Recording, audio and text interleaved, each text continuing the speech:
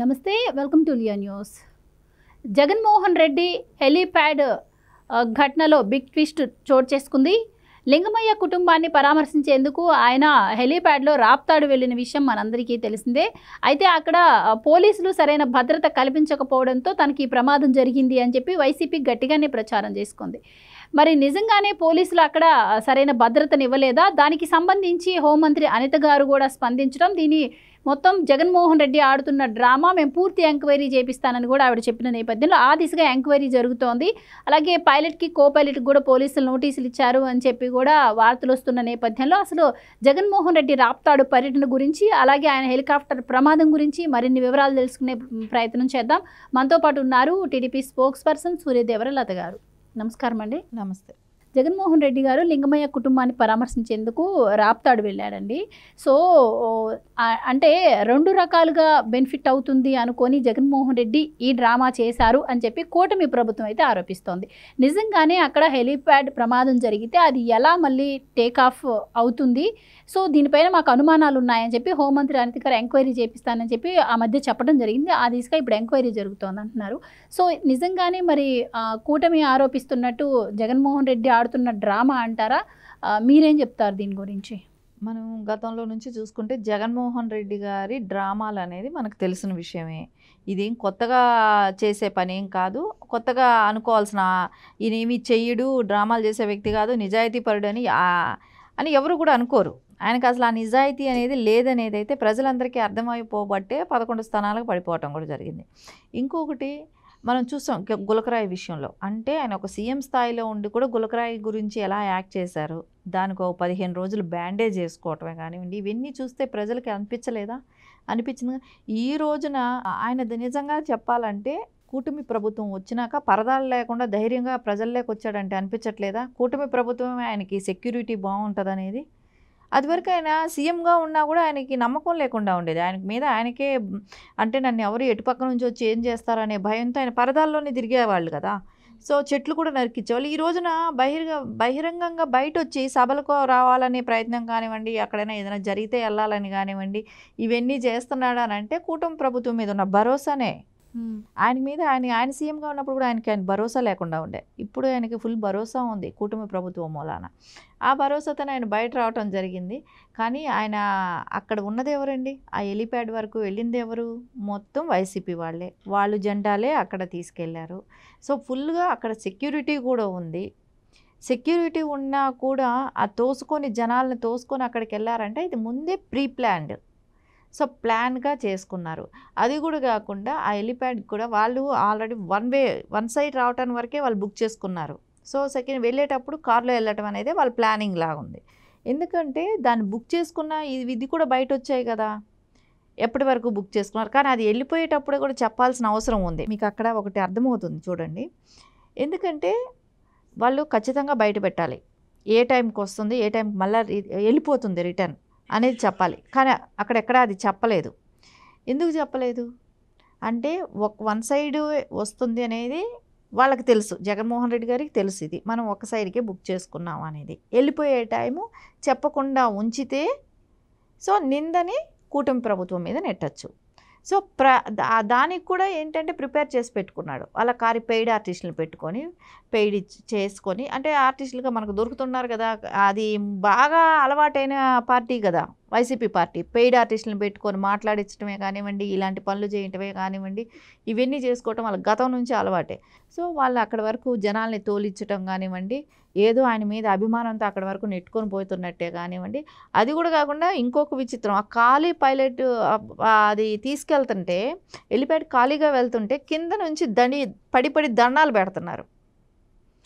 అసలు నిజంగా విచిత్రం. ఆయన దానిలో ఎక్కాడా లేదా కూడా తెలియట్లే. అంటే ఇదంతా రేపు పొద్దున ఈ జనాలను పెట్టుకొని ఇంకొక సీన్కి ఇది వీళ్ళు వాడుకోవటానికి. అంటే జగన్ గారి కోసం ప్రజలు ఈ రకంగా పరితపిస్తున్నారు, ఈ రకంగా వాళ్ళు ఆయన కోసం అంత ఆయన మిస్ అవుతున్నాం అన్న ఫీలింగ్ కల్పిస్తున్నారు అనే దానికి ఆయన అట్లా యాక్ట్ చేపిస్తున్నాడు జనాలతో. అంటే ఆయన ఏంటంటే నా కోసం ప్రజలందరూ మిస్ అవుతున్నారు అనే ఫీలింగ్ తీసుకురావాలనేది చెప్తున్నాడు. అంటే ఇది చూడండి, ఇట్లాంటివన్నీ తీసుకొచ్చి నెక్స్ట్ ఎలక్షన్స్కి ఆయన ఆకాశంలో ఎగిరిపోతుంటే కింద పొడి దన్నాలు పెట్టడం, పడుకొని దన్నాలు పెట్టడం, ఏదో జీసస్ని వేడుకున్నట్టు కింద మోకాళ్ళ మీద కూర్చొని ఇట్లా ప్రేయర్ చేయటం, ఇట్లాంటివన్నీ విచిత్రాలన్నీ మనకు అక్కడే కనపడతాయి. జగన్మోహన్ రెడ్డి గారు ఎక్కడైతే పర్యటిస్తుంటారో ఆయనకి సంబంధించిన వాళ్ళందరూ కూడా ఇలాంటి సైకాలజీలో ఉండే వాళ్ళే కనపడుతుంటారు మనకు. ఆ రకంగా ఆ రోజున అక్కడ డ్రామాలు చేయటం కూడా కనపడుతుంది. అంటే వీళ్ళందరూ కూడా ఏంటంటే ఒకటి కూటమి ప్రభుత్వం మీద నిందనెట్టాలి, ఏదైనా చేయనివ్వండి. అదే కాకుండా లింగయ్య వాళ్ళ ఫ్యామిలీయే చెప్తుంది మాకు రాజకీయాలతో సంబంధం లేదని వాళ్ళ కూతురు కూడా చెప్పింది. అంటే ఏంటి, ఆయన ఏదైనా వాళ్ళ కుటుంబ తగాదాల్లో చనిపోయారు, అలాంటి వ్యక్తిని కులాలకి ఆపాదిస్తూ, యాక్చువల్లీ ఒకటేమో ప్రవీణ్ గారి విషయానికి వస్తే మతాలకు ఆపాదించేటట్టు పెద్ద స్కెచ్ చేశాడు, అది ఫెయిల్ అయ్యింది. మళ్ళీ కులాలకు ఆపాదిస్తే అంటే రాయలసీమ జిల్లాలో కులాలకు ఆపాదించడానికి ట్రై చేశాడు. బీసీల మీద అంత గౌరవం అంత ఇది ఉన్నప్పుడు ఈ 5 ఏళ్ళు ఎప్పుడైనా బీసీల గురించి పట్టించుకున్నాడా?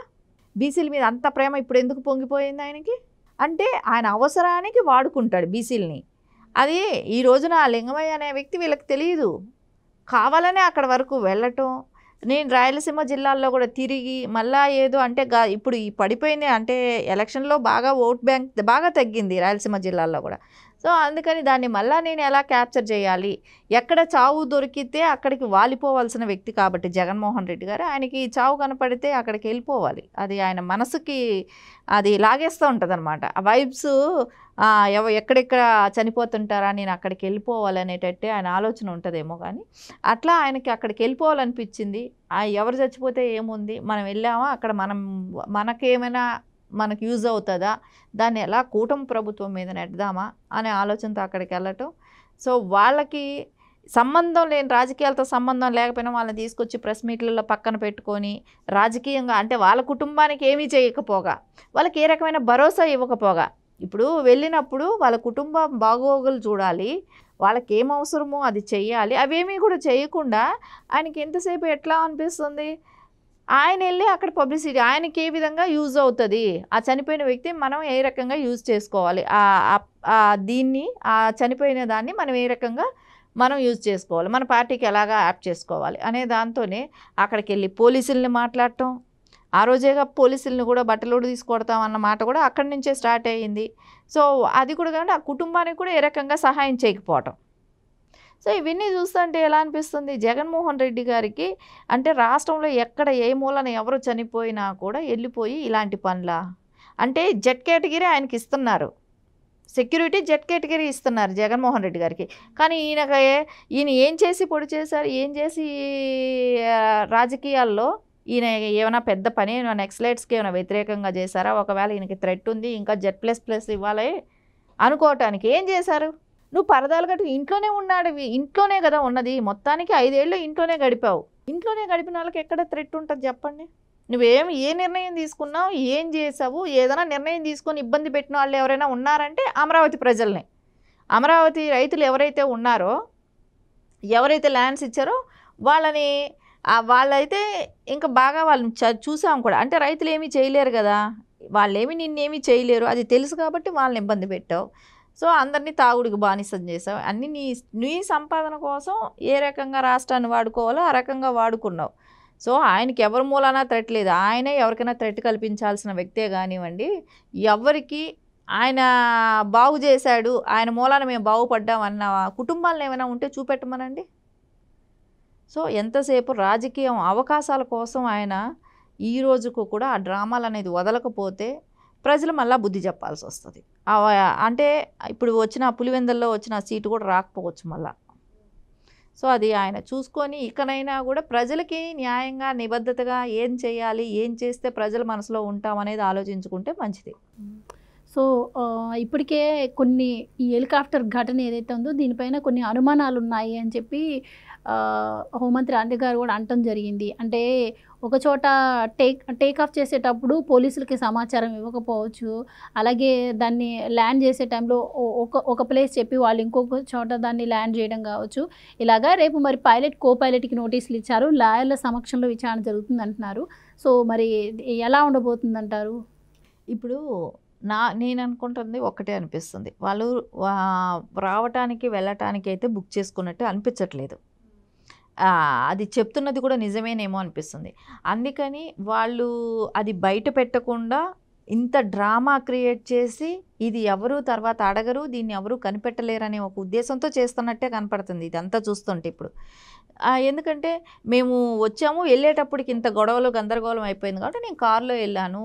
నేను ఆంధ్రప్రదేశ్లో కూటమి ప్రభుత్వం ఉండగా నేను చూసారా హెలికాప్టర్లో వచ్చి హెలికాప్టర్లో వెళ్ళలేకుండా పోయాను, పోలీసులు నాకు ప్రొటెక్షన్ ఇవ్వలేదు అని ఒక ప్రభుత్వం మీద నింద నెట్టడానికి, పోలీసుల మీద ఒక నింద తోయటం కోసం చేస్తున్న నటనే ఇది. సో ఇదంతా ప్రీ ప్లాన్డ్గా ఆయన ముందే ప్రిపేర్ అయ్యి చేసుకున్న పనులే. సో వాళ్ళు ఇప్పుడు ఎవరైనా హెలికాప్టర్ వాళ్ళ ఇది కూడా సర్వేలో చూసుకుంటే కూడా ఒకవేళ వాళ్ళకి లైన్ క్లియర్గా ఉండాలి, ఇవన్నీ చూసుకున్నా కూడా వాళ్ళ ముందే ఇంటిమేషన్ ఇవ్వాలి వెళ్ళే టైం కూడా. సో ఇలాంటివంతా ఆయన హైడ్ చేసుకొని అంటే ముందే ప్రిపేర్ చేసుకొని వచ్చిన పనే ఇది. సో ఈ రోజున ఎవరు పైలట్ పైలట్ ఇద్దరే వెళ్తారు ఎంక్వైరీకి. సో రేపు మళ్ళీ నిజాలన్నీ బయట వస్తాయి కదా. సో ఆల్రెడీ కొంతమంది చాలా వరకు అది పెట్టారు కదా, ఎంత టైం నుంచి ఎంత టైం వరకు బుక్ చేసుకున్నారు ఇది హెలికాప్టరు, సో ఎంతవరకు మీరు అది వాడుకొని ఉంటుంటారు, ఇవన్నీ ఆల్రెడీ బయట వచ్చాయి.